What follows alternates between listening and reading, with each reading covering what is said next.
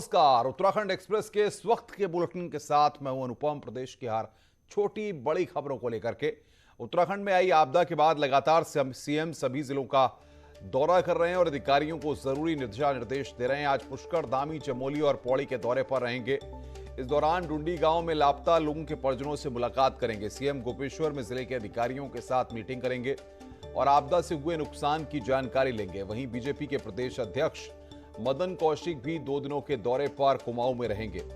कौशिक हल्द्वानी जाएंगे। इसके साथ ही मदन कौशिक शनिवार को रामनगर में आपदा प्रभावित इलाकों का दौरा करेंगे। बता दें कि अब तक आपदा के चलते 64 लोगों की मौत हो चुकी है।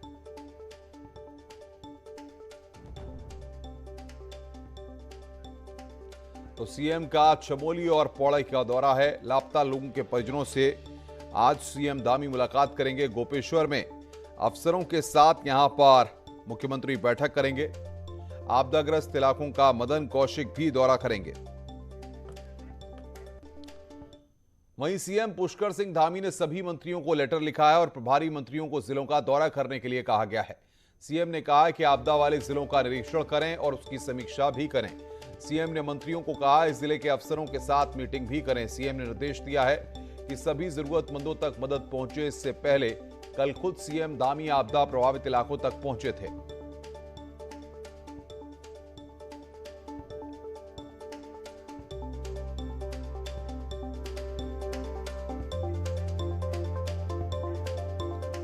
और बातचीत करने के लिए दीपांकर भट्ट हमारे संवाददाता देहरादून से हमारे साथ जुड़ रहे हैं। दीपांकर, जिस तरीके की स्थितियां थी, मुख्यमंत्री ने खुद कमान संभाल ली है और चारों तरफ से मुख्यमंत्री को सहयोग भी मिल रहा है और मदद भी मिल रही है। बिल्कुल अनुपम, आज चौथा दिन है जो 2 दिन की बारिश हुई थी और उसका जिस तरह का नुकसान उत्तराखंड के अलग अलग डिस्ट्रिक्ट्स में हुआ था। कल गृह मंत्री भी दौरा करके वापस दिल्ली लौट चुके हैं और गृह मंत्री ने भी ये बात मानी कि जिस तरीके से सरकार ने पूरा रेस्क्यू का वर्क किया है वो काफी सही तरीके से हुआ है। इसको लेकर उन्होंने मुख्यमंत्री की तारीफ भी की थी। आज मुख्यमंत्री पौड़ी और चमोली जाने वाले हैं। पौड़ी में 3 लोगों की मौत हुई थी और चमोली में कुछ लोग लापता है। उनके परिजनों से आज मुख्यमंत्री मुलाकात करेंगे। दोनों डिस्ट्रिक्ट्स में मुख्यमंत्री वहां के अधिकारियों के साथ बैठक भी करेंगे। इसके अलावा मुख्यमंत्री ने सभी प्रभारी मंत्रियों, जो 13 डिस्ट्रिक्ट के प्रभारी मंत्री है, सिर्फ यशपाल आर्य का जो डिस्ट्रिक्ट था उसको छोड़कर वहां खुद मुख्यमंत्री काम देख रहे हैं। लेकिन बाकी सभी मंत्रियों को कहा है कि अपने अपने डिस्ट्रिक्ट्स में जाइए, वहां पर जो भी नुकसान हुआ है उस नुकसान का आकलन करिए, वहां पर अधिकारियों के साथ बैठक करिए और लोगों को कहीं पर कोई दिक्कत ना आए। इसके अलावा अगर बात करें तो आज हरीश रावत जो कांग्रेस के महासचिव भी हैं, पूर्व सीएम भी हैं, और प्रीतम सिंह जो नेता विपक्ष भी है, प्रीतम सिंह आज काशीपुर, जसपुर और रामनगर जाएंगे, जबकि हरीश रावत आज नैनीताल के डिस्ट्रिक्ट्स का दौरा करेंगे। इसके अलावा बीजेपी के प्रदेश अध्यक्ष कल अमित शाह ने एक बैठक ये भी ली थी बीजेपी संगठन की कि बीजेपी के संगठन के सभी कार्यकर्ता इस वक्त इस रेस्क्यू वर्क में जुटे। तो आज मदन कौशिक खुद जा रहे हैं पूरे इलाके का दौरा करने के लिए। 2 दिन का उनका दौरा रहेगा। इस दौरान बीजेपी कार्यकर्ता कैसे हेल्प कर सकते हैं, दोनों पार्टियों की तरफ से सभी कार्यक्रम रद्द किए गए। तो कुल मिलाकर अगर बात करें गवर्नमेंट की, बीजेपी के संगठन की या फिर कांग्रेस की भी, आप इसे पॉलिटिकली देख लीजिए, सभी कुछ फिलहाल आपदा पर फोकस है और सरकार का फोकस फिलहाल यह है कि जो लोग भी अभी मुश्किल में हैं उन तक मदद पहुंचाई जाए। बिल्कुल, लेकिन दीपांकर, सबसे बड़ी बात यह है कि जिस तरह की स्थितियां पैदा हुई हैं इनसे निपटना भी इतना आसान नहीं है और प्लान्ड वे में कहीं ना कहीं मुख्यमंत्री सभी प्रभारी मंत्रियों और बाकी लोगों का सहयोग भी मांग रहे हैं ताकि सब लोग अगर जुटेंगे, प्रशासनिक मशीनरी अगर काम करेगी तो हम जल्द स्थितियों को काबू में कर लेंगे। बिल्कुल अनुपम, इस साल की अगर आप आपदा की बात करेंगे माफ कीजिए, तो तपोवन में आपदा आई थी 7 फरवरी को और वो आपदा एक पर्टिकुलर इलाके में थी। हालांकि उसमें बहुत लोगों की जान गई थी और अभी भी कई लोग उसमें मिसिंग ही चल रहे हैं। इसके अलावा ये दूसरी बड़ी आपदा है जो पुष्कर धामी सरकार के कार्यकाल में, ऐसे में कई डिस्ट्रिक्ट अफेक्टेड हुए हैं, चंपावत, उधम सिंह नगर, पौड़ी, नैनीताल, जहां पर बड़ा नुकसान हुआ है। तो मुख्यमंत्री की कोशिश यह है कि सभी मंत्री अपने अपने डिस्ट्रिक्ट्स में जाएं और खासकर क्योंकि चुनाव बहुत नजदीक है, ऐसे में कहीं पर भी कोई मैसेज खराब ना हो, इस कोशिश में सरकार है। अनुपम, बिल्कुल दीपांकर, बहुत बहुत शुक्रिया। आप नजर बना के रखिए, आगे भी हम आपसे अपडेट लेते रहेंगे। उत्तराखंड में आई आपदा के बाद अब भी राहत के काम जारी हैं और राज्य सरकार पूरी कोशिश कर रही है। इस बीच गुरुवार को केंद्रीय गृह मंत्री अमित शाह ने उत्तराखंड के आपदा प्रभावित इलाकों का निरीक्षण किया। करीब 2 घंटे के हवाई सर्वे के बाद गृह मंत्री 1 घंटे की बैठक भी उन्होंने की। अमित शाह ने कहा कि सही वक्त पर अलर्ट से नुकसान कम हुआ।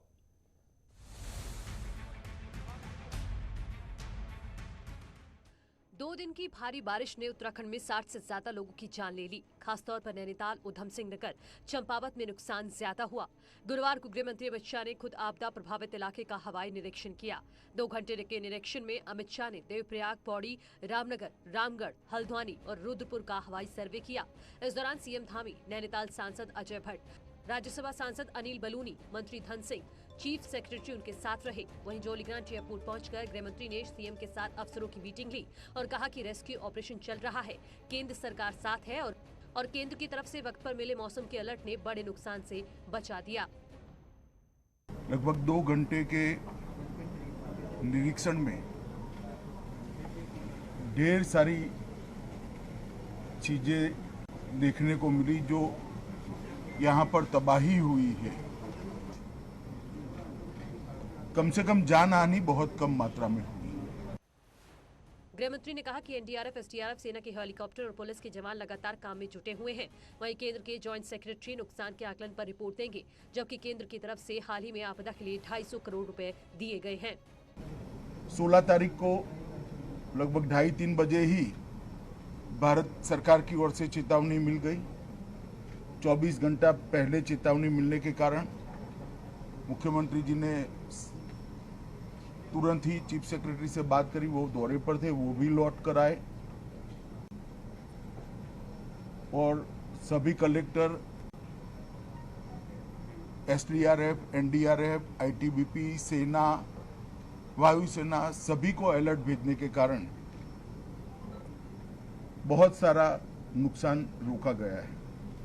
गृह मंत्री ने कहा कि चाहे डॉपलर रडार लगाने की बात हो या आपदा पर स्टडी और रिसर्च के लिए उत्तराखंड में सेंटर खोलने की बात, दोनों पर गंभीरता से विचार किया जा रहा है ताकि आपदा में होने वाले नुकसान को कम किया जा सके। न्यूज़ 18 के लिए देहरादून से दीपांकर भट्ट की रिपोर्ट।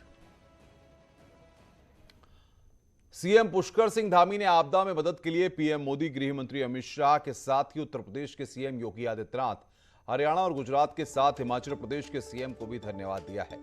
मुख्यमंत्री ने कहा कि जल्द ही आपदा की रिपोर्ट बनाकर केंद्र को भेजी जाएगी।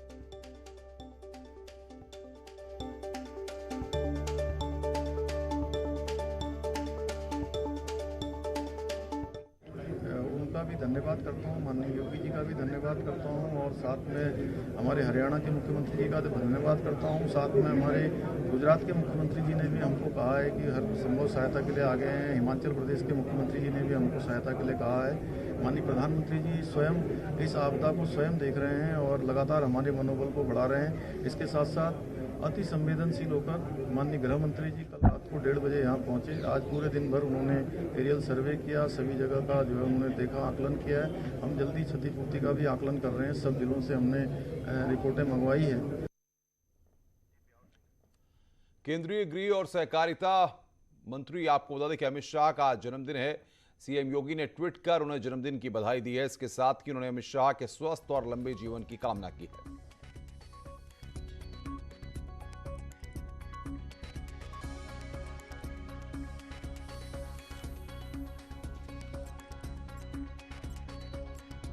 नैनीताल में रामगढ़ के सुकुना झुतिया में 4 मजदूरों के शव अब तक निकाले जा चुके हैं। एनडीआरएफ और स्थानीय पुलिस की टीम यहां ऑपरेशन चला रही है। अब भी 5 लोगों की खोजबीन जारी है।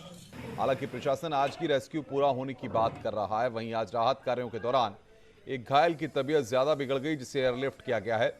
यहां रामगढ़ के सुकुना में 10 मजदूर मलबे की चपेट में आ गए थे, जिसमें से एक को बचाया गया है। 4 शव निकाले गए हैं, जबकि 5 की तलाश अभी भी जारी है।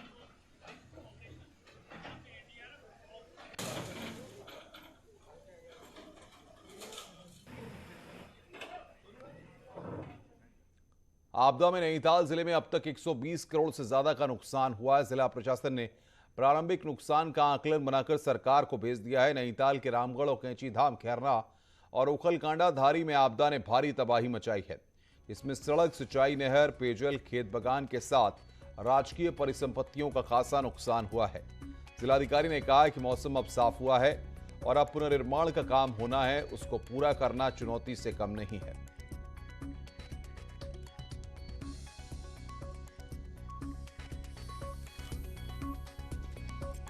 वहीं कांग्रेस पार्टी के नेता हरीश रावत भी आज आपदाग्रस्त इलाकों का निरीक्षण करेंगे। आज रावत नैनीताल जाएंगे और आपदा पीड़ितों से मुलाकात करेंगे। हरीश रावत रामगढ़, नैनीताल, गर्म पानी इलाकों का निरीक्षण करेंगे। नेता विपक्ष प्रीतम सिंह आज जसपुर, काशीपुर और रामनगर जाएंगे।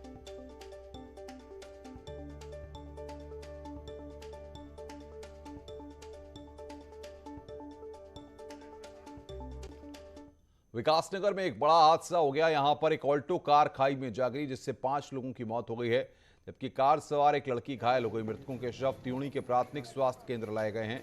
कार बंदराणु से बानपुर जा रही थी, तभी बानपुर के पास ही उत्तराखंड हिमाचल बॉर्डर पर कार नियंत्रित खाई में गिर गई।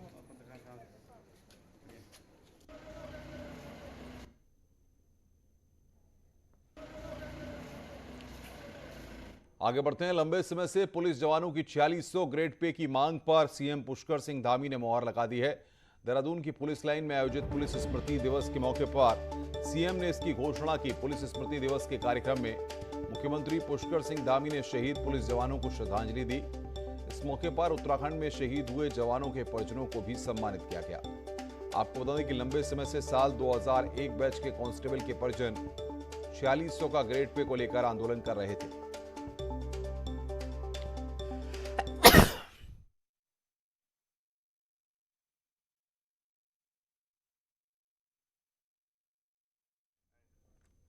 आगे बढ़ते हैं और अब बात करते हैं उत्तराखंड कांग्रेस की। उत्तराखंड कांग्रेस नवंबर लास्ट या फिर दिसंबर फर्स्ट वीक में अपना मैनिफेस्टो जारी कर सकती है। इसके लिए बाकायदा सोशल मीडिया के जरिए भी लोगों से सुझाव मांगे जा रहे हैं। मैनिफेस्टो की खास बात यह होगी कि प्रदेश, जिला और विधानसभा वार 3 लेयर में इसको बनाया जाएगा। कांग्रेस मैनिफेस्टो कमेटी के संयोजक सूर्यकांत धस्माना का कहना है कि नवंबर फर्स्ट वीक में इसे फाइनल टच दे दिया जाएगा और चुनाव से पहले ही कांग्रेस अपना मैनिफेस्टो जनता के बीच बांट देगी।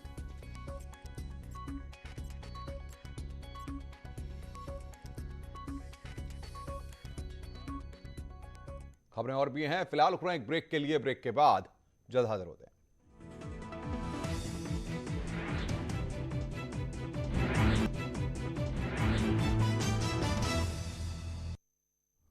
स्वागत है। ब्रेक के बाद रुड़की के गाधारौना गांव में डेंगू का डंक लगातार बढ़ता जा रहा है। वहीं अब तक 40 से अधिक लोगों में डेंगू की पुष्टि हो चुकी है, जबकि एक मरीज की मौत की भी सूचना है। गांव में स्वास्थ्य विभाग की टीम लगातार सैंपलों की जांच कर रही है। सिविल अस्पताल प्रशासन भी डेंगू को लेकर मुस्तैद नजर आ रहा है, जहां 30 बेड का आइसोलेशन वार्ड भी बनाया गया है।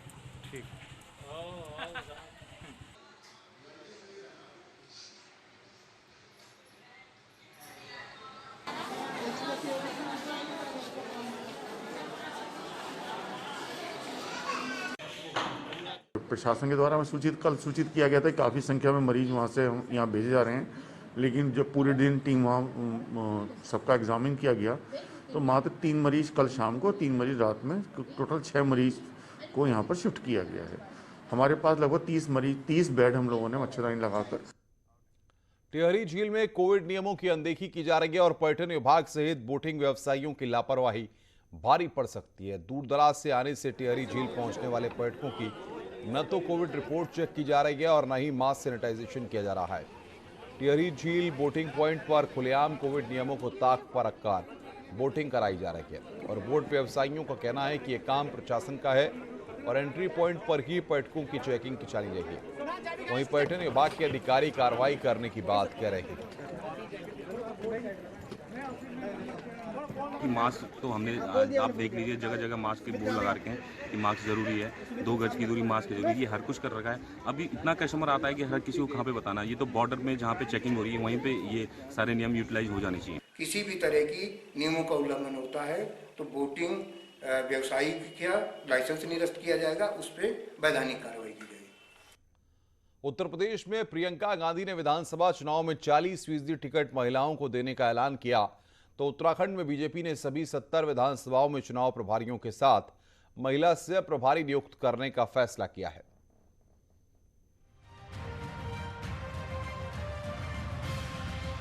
चालीस फीसदी महिलाओं को विधानसभा चुनाव में टिकट देने का कांग्रेस ने यूपी में ऐलान किया, लेकिन उसका असर उत्तराखंड में बीजेपी पर दिखाई दिया।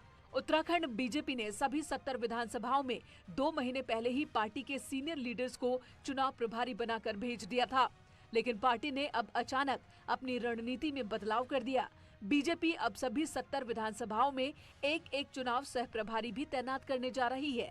खास बात ये है कि ये सभी महिलाएं होंगी। विधानसभा के अंदर हमारी जो कमेटी बननी थी वो लगभग बन गई है। तो कुल मिलाकर अब हम जो प्रभारी हमारे बने थे विधानसभाओं के, अब हम एक महिला से प्रभारी भी उनके साथ दे रहे हैं। यानी कुल मिलाकर महिलाओं के बीच में भी काम हमारा पर्याप्त रहे, तो एक नई कॉन्सेप्ट भी हम लेकर आ रहे हैं। पार्टी के इस फैसले से बीजेपी महिला विंग उत्साहित है। दरअसल पार्टियों के इस प्रेम के पीछे महिला वोटर्स का दबदबा मुख्य कारण है। उत्तराखंड में कुल वोटर्स का 47% महिलाएं हैं। केदारनाथ, धारचूला, डीडीहाट, द्वाराहाट और पिथौरागढ़ ये 5 ऐसी विधानसभा सीटें हैं जहां महिला वोटर्स की संख्या पुरुष वोटर्स से ज्यादा है। देखिए, उत्तराखंड में अगर कोई पार्टी महिला प्रतिनिधित्व को लेकर गंभीर रही है तो वो केवल भारतीय जनता पार्टी ही है। चाहे वो पंचायत चुनावों में, स्थानीय निकाय चुनावों में गैर आरक्षित सीटों पर भी महिलाओं को मौका देना हो, या फिर संगठन में भी जो विभिन्न महत्वपूर्ण जिम्मेदारियां होती हैं वो महिलाओं को दें। तो अगर पार्टी तय करती है कि हर विधानसभा में एक महिला सह प्रभारी नियुक्त किया जाएगा तो ये बहुत ही सराहनीय पहल है। उत्तराखंड में वोटिंग के लिहाज से भी महिलाओं की भूमिका काफी अहम मानी जाती है, क्योंकि पुरुषों की अपेक्षा महिला वोटर्स अधिक संख्या में बूथ तक पहुंचती हैं, जिससे अब महिलाओं को लुभाने की पूरी कवायद चल रही है। न्यूज़ 18 के लिए देहरादून से सुनील नौप्रभात की रिपोर्ट। अगर आप 2 व्हीलर खरीद रहे हैं तो नियम के मुताबिक आपको वाहन के साथ हेलमेट भी मुफ्त में मिलना चाहिए। अगर ऐसा नहीं है तो यह अपराध है। देखिए रिपोर्ट।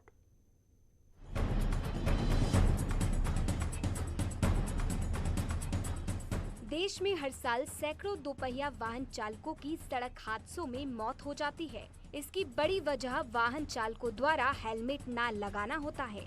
केंद्रीय परिवहन मंत्रालय ने मोटर व्हीकल एक्ट में संशोधन कर हेलमेट पहनना अनिवार्य भी कर दिया है। साथ ही दोपहिया वाहन खरीदते समय कंपनी द्वारा मुफ्त में ISI मार्क हेलमेट देना भी अनिवार्य कर दिया है। लेकिन कुछ लोगों को और कुछ कंपनियों को छोड़कर नियमों का पालन नहीं किया जा रहा। जो अवमानना की जा रही है सरकारी रूल्स की, वो अपनी जगह पर बहुत गलत है। पहनना ना पहनना हेलमेट ये तो वाहन चालक की अपनी मर्जी है, लेकिन इसके लिए दंड के प्रावधान भी हैं, लाइसेंस निरस्त भी हो जाता है, तरह तरह के चालान भी हैं इसमें। लेकिन एजेंसियां अगर नहीं कर रही हैं तो इसको चेक करने का काम RTO को दिया गया है। वहीं एजेंसी मालिकों का कहना है कि कंपनियां हेलमेट नहीं मुहैया करवाती हैं, तो वे अपने कस्टमर को कहां से हेलमेट दें? अभी तो नहीं आया कि बाइक या 2 व्हीलर आप कोई सेल कर रहे हो तो उसके साथ हेलमेट कंपलसरी देना है, ना कंपनीज की तरफ से ऐसा कुछ है अभी। हाँ, ये सुनने में आया है कि जो लोकल हेलमेट्स थे उनके ऊपर गवर्नमेंट बहुत ज़्यादा सख्त हो। सुरक्षित सफर के लिए हेलमेट जरूरी है, लेकिन जो कंपनियां हेलमेट उपलब्ध नहीं करवाती उन पर कार्रवाई भी जरूरी है। सतेंद्र बर्थवाल, न्यूज़ 18, देहरादून। खबरों का सिलसिला लगातार जारी है। फिलहाल इस बुलेटिन में इतना ही। नमस्कार।